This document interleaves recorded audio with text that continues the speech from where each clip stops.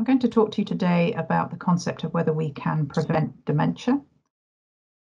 There's a lot of reasons, obviously, for why it would be preferable to prevent dementia rather than treating it as we are now. I'm sure everybody is very aware of the large number of cases that are affected by dementia, and this is growing all of the time. So the numbers are predicted to double by 2037. And at the moment, probably 1 in 3 people over 65 are estimated that they will develop dementia over time. And what that would equate to is that by 2050, there may be more than 680 million new cases worldwide. One statistic from this, I think that's very striking, is that now 24.6 million people in the UK have a family member or friend living with dementia. So this really is a group of disorders that are affecting all of us to one extent or another. Over the last few years, as a researcher and a clinician working in this area, something I've become aware of is there's getting a lot more evidence for risk factors for developing dementia. And these include things like genetic risk factors, but also clinical and environmental risk factors. So this includes things like if you have a history of diabetes, cardiovascular disease, maybe dietary considerations, obesity, also things like a history of depression or head injury. All of these factors we're learning may impact on your risk of developing dementia. So research is starting to have more emphasis on the idea of preventing dementia. This is a very complicated slide, but what it demonstrates is the number of drugs that have been tested over the last few decades to try and treat Alzheimer's dementia, which is the commonest form of dementia. And really what this demonstrates is the fact that there's been an awful lot of drugs, but sadly we have had no new treatments for dementia in the UK since 2005. And at the moment we don't have any drugs that are what we call disease modifying. So these would actually be drugs that would stop the disease itself. What this does show you is that there are some disease modifying drugs in development, so that's very, very exciting, but there's still a lot more work to do. And so the more we can think about preventing dementia, so before it even gets to the point of needing treatment, obviously that would be even better. So as is emphasized in this bottom bit of the slide, we've had more than 200 drug development failures in the last 30 years. One of the reasons for this, and again, this is a very complicated slide, but what this slide demonstrates is a range of the pathological changes. So these are the physical changes that go on in the brain when somebody has Alzheimer's dementia. And because what hopefully this demonstrates is it's a really long list. We know that proteins like amyloid and tau change as people develop Alzheimer's disease and dementia. But there are all these other changes. So there are changes to synapses. So this is how nerve cells speak to each other. There's changes in what we call the blood-brain barrier that surrounds the brain and helps protect it from diseases and adverse treatments. And so one of the reasons why we think we failed to find new drugs is because in order to treat Alzheimer's disease, we probably need to look at more than one of these aspects. The other thing that's very complicated about dementia, and again, I'm focusing on Alzheimer's dementia because that's the commonest form of dementia, is that we now understand that there is a long, long period of time when people will have underlying Alzheimer's disease before they start to develop dementia.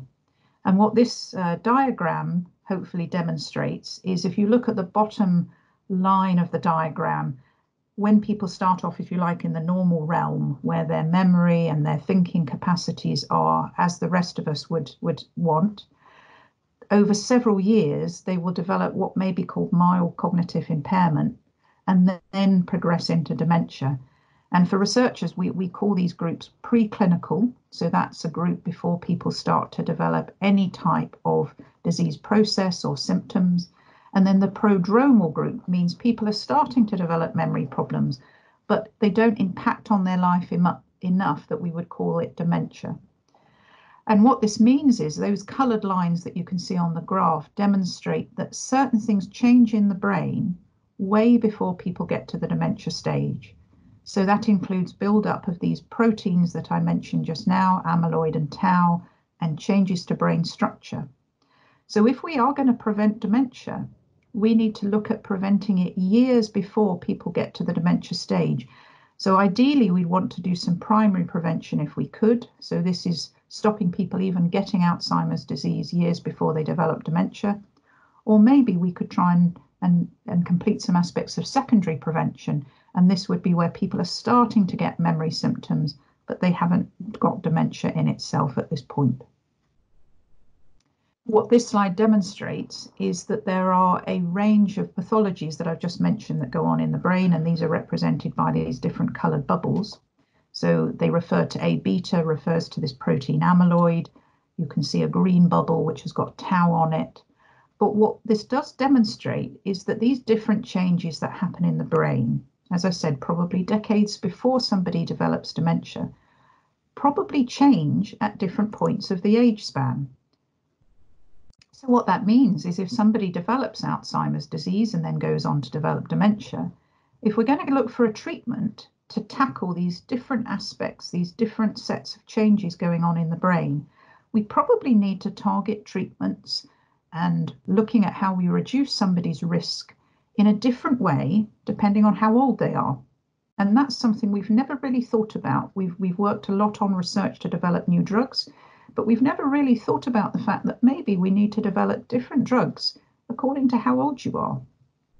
The other thing that we're starting to understand is that while there are some risk factors that will probably increase your risk of having Alzheimer's disease and developing Alzheimer's dementia, so as I said again earlier, things like dietary aspects, diabetes, obesity, there are also protective factors. And what this diagram hopefully demonstrates is that it could be that some of those risk factors and preventative factors, again, have their peak of risk or benefit at different age points.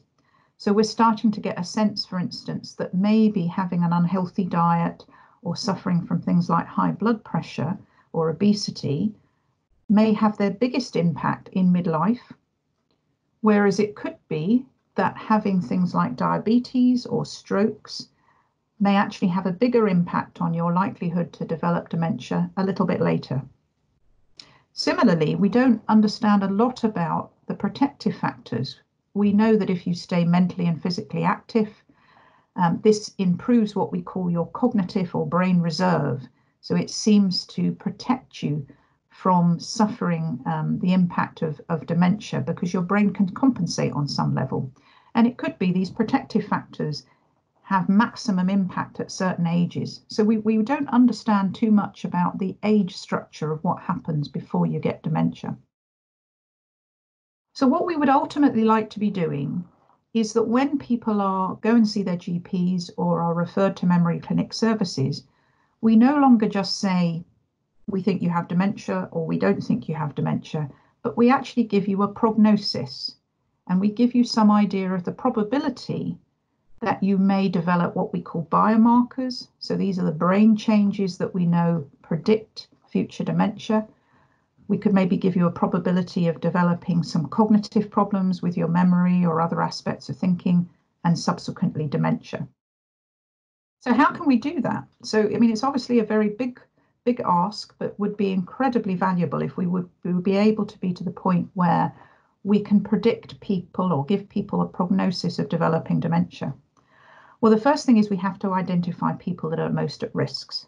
So this is by looking at the risk factors I mentioned, so including what we would call fixed risk factors like your genetics, or maybe modifiable things like diet, or whether you have diabetes or not. We need to be able to understand a bit more about what we call somebody's cognitive profile before they start to develop memory symptoms. So maybe people who are at risk of developing dementia may have really subtle changes in their thinking processes years before. And if we can pick those up, we could identify people most at risk. The other thing would be to identify biomarkers of dementia earlier on. So these are changes in the blood, in the brain, and so on, that may be present years before people get dementia. And what this would allow us to do is hopefully end up with some kind of algorithm or score that would predict who's at highest risk. And what that would then enable us to do is to tailor the treatment accordingly. So this goes back to the point I made about the fact that maybe there are certain points in the age span where treatments would be most effective. So it could be about modifying somebody's risk. It could be as simple as saying maybe you need to look at your diet and think about ways to adapt that. It could be about enhancing resilience. And by that, I mean improving this cognitive reserve concept. So maybe having some more mental or physical activities. And again, as I said, maybe it may be about, on top of that, having some specific drugs at particular points in your lifespan. And then if we do all of this, obviously we need to make sure it works. So we need to be able to look at whether cognition improves or stabilizes, whether people's biomarkers normalize, so maybe we can slow down some of those brain changes. And ultimately, does this mean people's risk of dementia decreases? So this gives you an idea of what we could be looking at doing over the coming years in these types of services. So it may be that somebody would be referred to a brain health service of sorts when they're 60 years old. And we'd look at these different factors that put somebody at risk. So this diagram demonstrates what they could be. So LS stands for lifestyle. Obviously, then we've also got things like genetics, or if this person, say, had diabetes or have other biological risk factors, so maybe changes already in their brain. So they could come to the service. We could estimate that their risk for developing dementia at this point, when they're 60, is 73%. We say, okay, we think maybe if you lost some weight and you took some dietary advice, and maybe if we managed your diabetes better, we can reduce your risk. So hopefully, if that helps, when somebody comes back 10 years later, we may have been able to reduce their risk significantly, so from 73 to 51%. And again, by maybe at that point suggesting some targeted drug therapy, when somebody is 80 years old, we've reduced their risk even further. So this is the kind of platform that we could see prevention working from, where we see people over decades and suggest different treatments, risk reduction aims over those years. And when we think about risk factors, just to mention the range of what those can be, these are some of the risk factors that we're looking at in research studies now. So some of them I've already mentioned, things like genetics and family history and diet, but also things like exercise and respiratory illness, so whether somebody's lung function is adequate or not, how much stress they're under, what their endocrine system is doing. So this is all to do with their hormonal balance. So there are a whole load of risk factors we know that could contribute to developing dementia that we may be able to modify and help people modify so that they can reduce their risks. This just gives you an idea of some of the current trials that are using some of these ideas and trying to test what kind of risk factors impact on people's risk for dementia. So there's a lot of trials looking at this at the moment. And I just want to talk a little bit about what we hope to do in terms of clinical services, because at the end of the day, if we can develop technology and services that can reduce the risk of people developing dementia, we need to make sure these actually get through to real patients on the ground. So at the moment, if people are referred to memory clinic services, to be honest, the assessments have not changed much in the last 3 decades. We need to be able to change those services so we can start to think about reducing risk and offering treatments at different points in the lifespan. So this is pretty much what a memory clinic looks like normally. So if you were referred by your GP because you've gone to your GP and said, I think maybe I'm having some problems with my memory, in the Oxford area where I work, you will usually then be referred for some type of brain scan, usually a CT scan, which will be seen by a radiologist before you come along to the memory clinic. And at that point, you may be diagnosed with dementia. You may be offered a follow-up appointment in 6 or 12 months, depending on whether you've got significant memory problems or not at that point. And so at the moment in the Oxford area, and actually in several other centres around the UK, we're looking to adapt this type of model so that we're getting ready for the point at which we can reduce people's risk or offer treatments during the lifespan. And this is the kind of model that we're developing and we're piloting in Oxford, which is that people would come to it for a cognitive health or a brain health assessment. And so when you're referred by your GP, you would be offered a scan, and then you would end up in an alternative route where you get some additional cognitives, that's thinking assessments, maybe some additional forms of brain imaging, and maybe some new ideas of how to assess people's memory. So through remote technology, so things like smartphones and apps on phones, because we're learning that can give us a huge amount of data about people's activity levels and concentration and sleep and mood and other factors that impact on whether you develop dementia or not. This slide really just demonstrates this route that we're developing, this brain health clinic route that could ultimately replace what we do at the moment in memory clinics. So to summarize, certainly the concept of whether we could prevent dementia has come a long way. I've been working in this field for 25 years, and I think now is the first point we're really seriously talking about the concept that we could actually prevent dementia or even delay its onset in a lot of people, but there's still a lot more work to do. In order to prevent dementia, there's a number of things that have to change. We need to think about identifying risks in people, probably in midlife, years before they would develop dementia itself. And we need to be able to work with people so they can modify those risk factors and improve the protective factors we know that reduce your risk. And we need to be able to monitor progress, because if we start to offer interventions before people start to have problems with their memory, we have to find some other way of measuring success with that. And as I said, that could involve things like drugs, but it could involve simple things such as modifying diet or exercise. But ultimately, I'm sure we would all agree that prevention is certainly better than cure across a range of disorders, but particularly dementia. And I hope that we're looking forward to a very exciting time over the next few years where we could absolutely be talking about preventing dementia and all of the consequences it has. This talk finishes off with a few contacts that you can use to get in touch with our group in Oxford if you're interested in learning more about our research, or even if you'd like to volunteer. So please feel free to look at these websites or email or call us if you would like to be involved. Thank you.